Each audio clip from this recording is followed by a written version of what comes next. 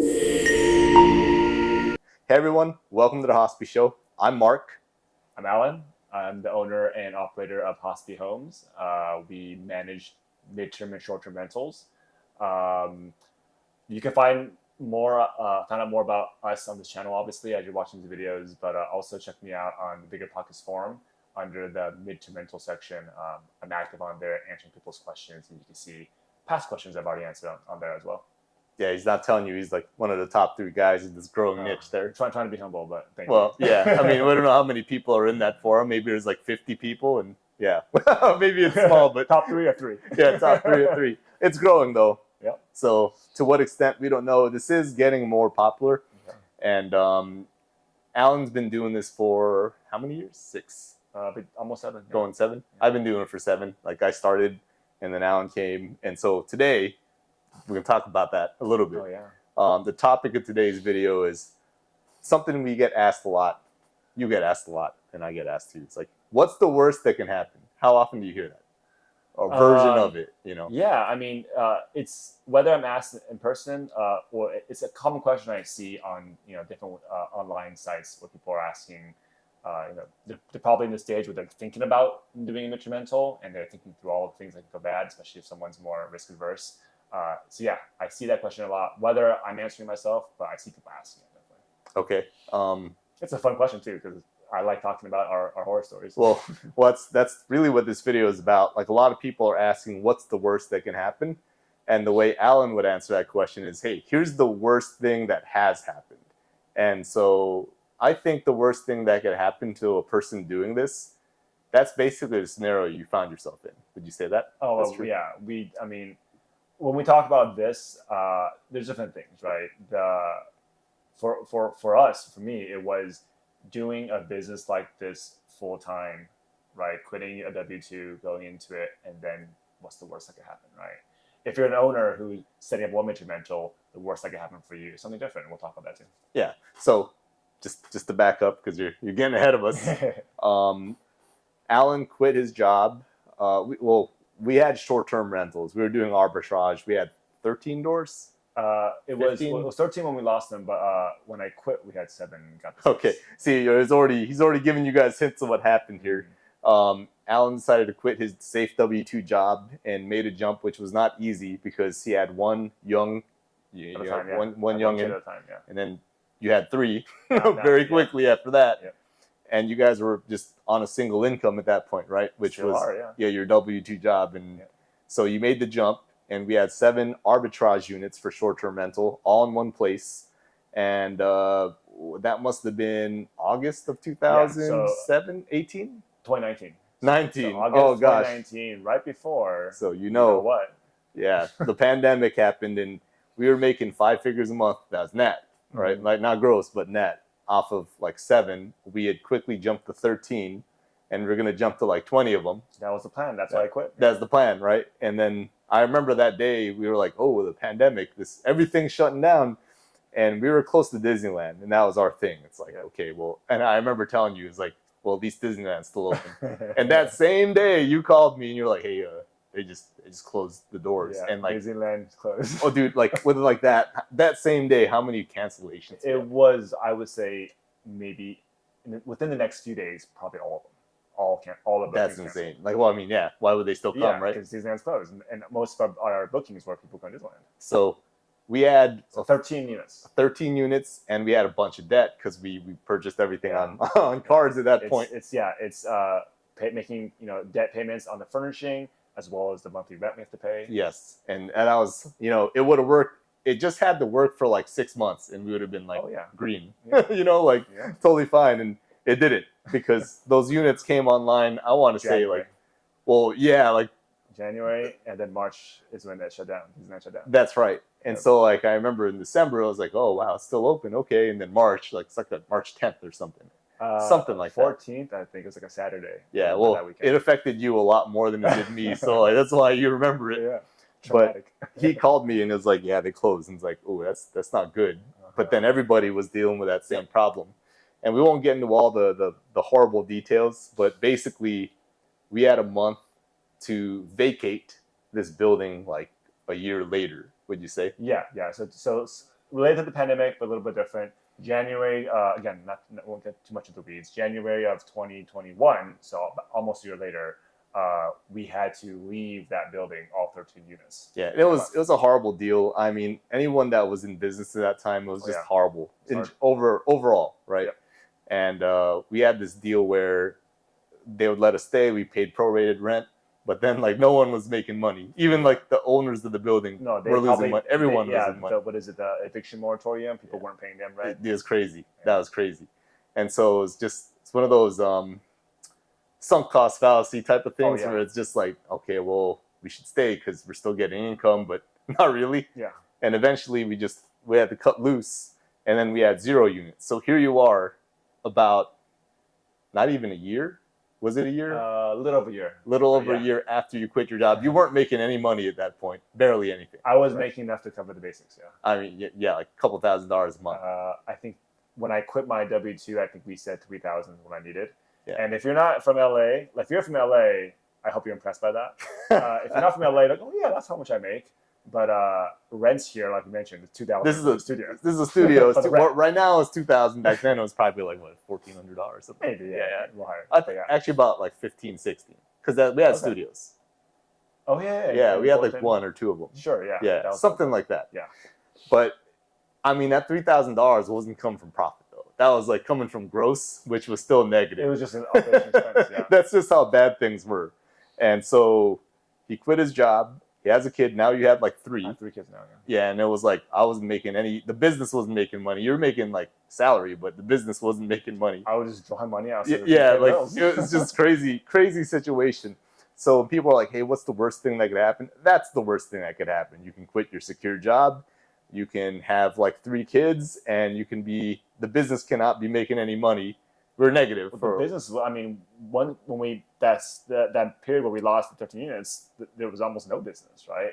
There wasn't. We had all the furniture in storage. We were actually paying for storage for all that stuff because I didn't want to sell it. And then we had to slowly find new properties to put the furniture in. So we're like worse than negative. We had to take that.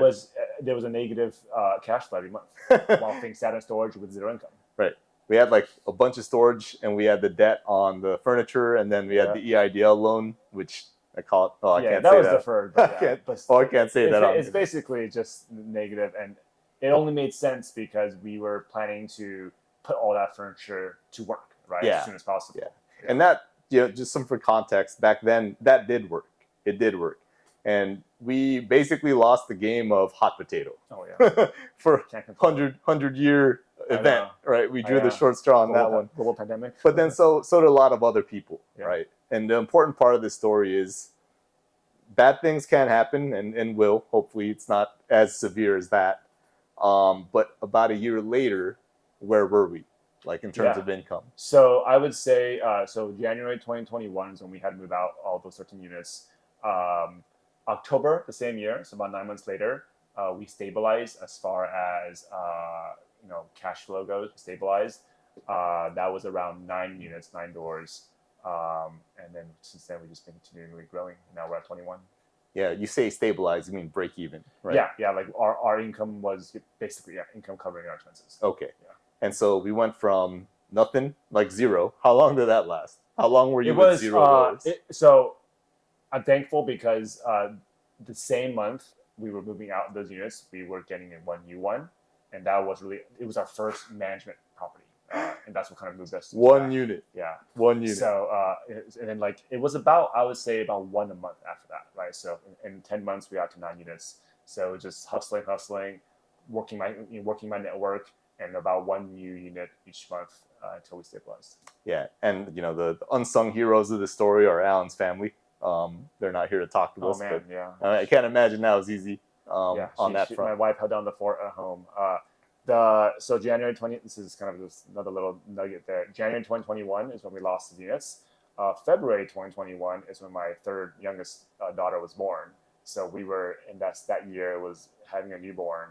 I mean, I don't even know how, like looking back on it, I don't know how I got through that. Well, yeah, I don't know either. I still don't know. We did. So I'm very thankful for that.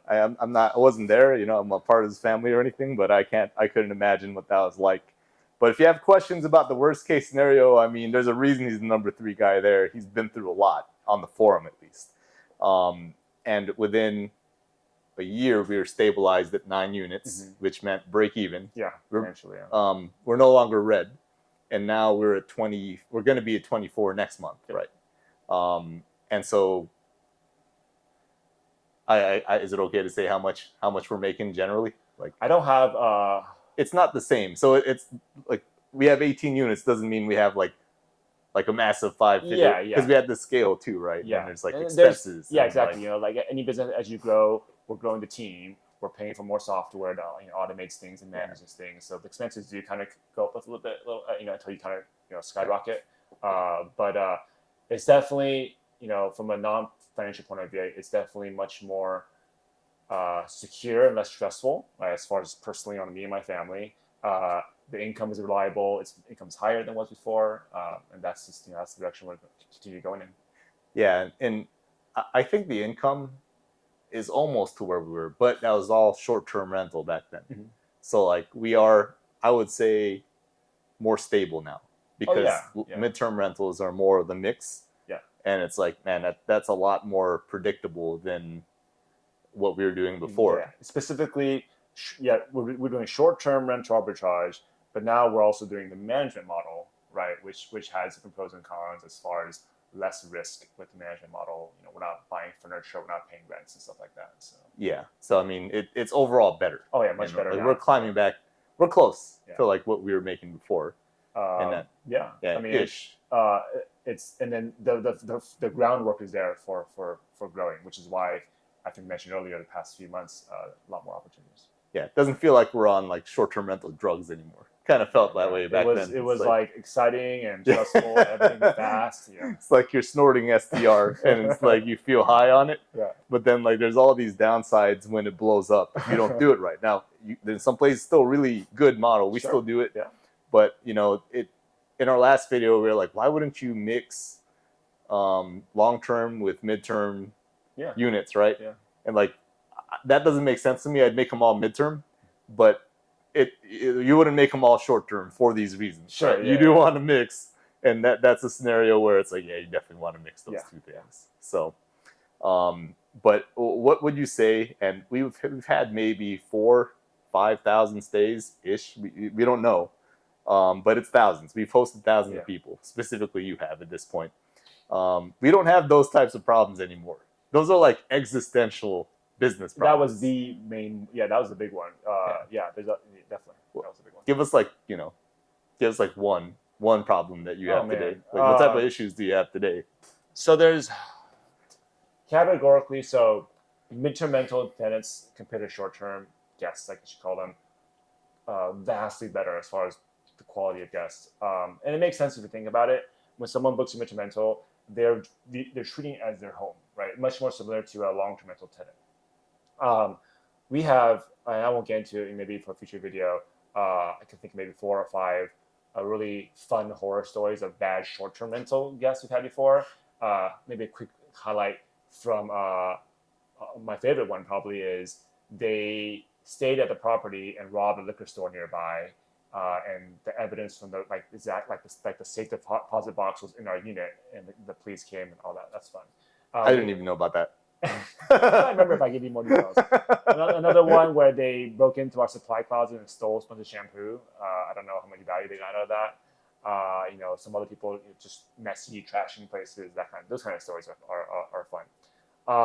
With midterm rental tenants, the worst case is a messy stay. So we've had maybe 2 or 3 what I would say is really messy. Things we learned from that as far as the tenant type and the rules we have put in place. But it wasn't anything intentional people were doing, right? That's their standard of living, which I found kind of gross, but that's no judgment. So more work for cleaners and stuff like that. But really, midterm rental tenants, much higher quality. I would say the other worst type of things are kind of more on the business end as far as maybe realizing, hey, I rented out these places for too low. I should have raised the prices. I was being too generous. If you talk to like my team, they would tell me like, oh, stop being so nice. Stop offering discounts so easily. Like charge more. That kind of stuff, right? Which is not really horrible, but just ways mistakes I made that you learn from and kind of update your systems as you go. Yeah, and you're working through those, like Yeah, and especially those are discounts. always there, right? Like Yeah. how do you optimize the pricing, Yeah, and not right. leaving dollars on the table. Right? Yeah. So if you're asking what's the worst thing that could happen, there is a big difference between short term and midterm. Definitely. And these are the worst things. Like that lockbox story. How often did that happen? I mean, and again, I mean- like you mentioned earlier, it's how many times does that happen compared to how many bookings you have. Right? Yeah. I mean, what's the? It's like less than a percent of a So I percent. mean, like if we have thousands of stays, I could think of maybe 10 really bad ones. Yeah, and they're not all theft related. Yeah, You know, so like, it's really small.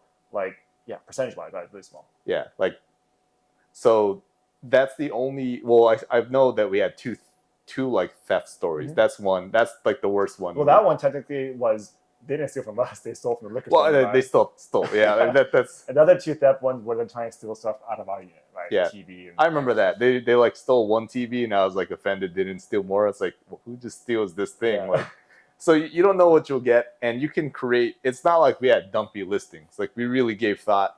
Yeah. And we had like Ring cameras, right? Yeah. And so you it's had like ways you can mitigate and stuff like that. right. And I mean, if you looked at the stats in a hotel, people, Oh, yeah. it's crime.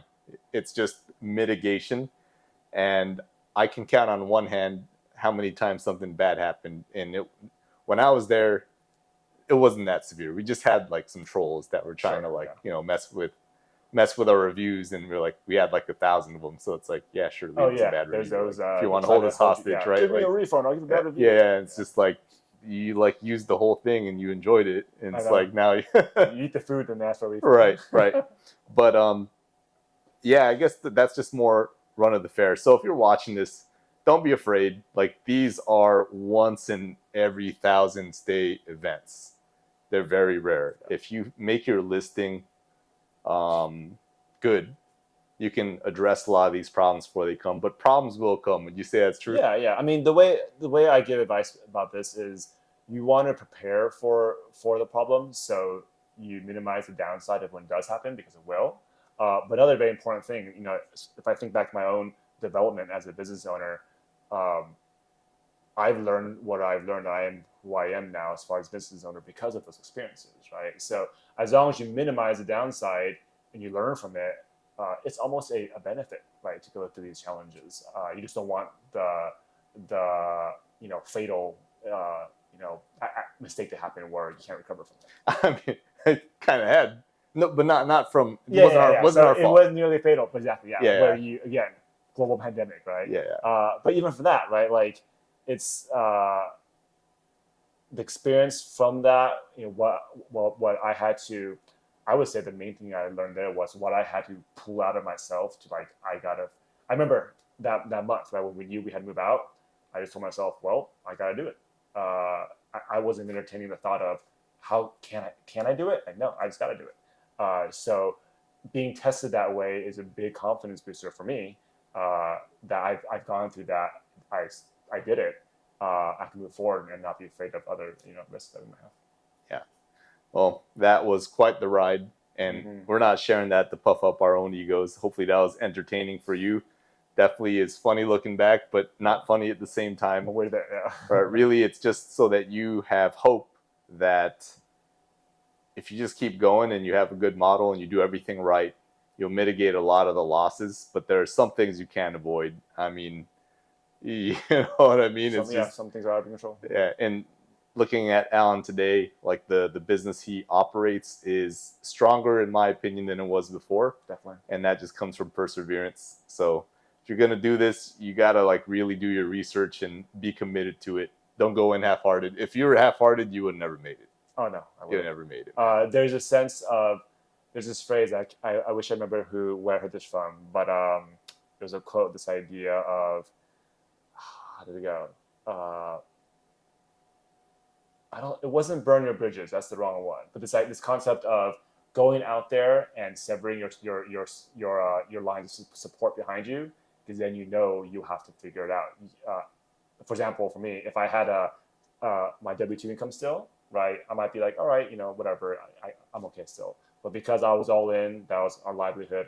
I knew I had to make it work, especially having a family. That's what kind of gave me the push to go through and figure it out. All right.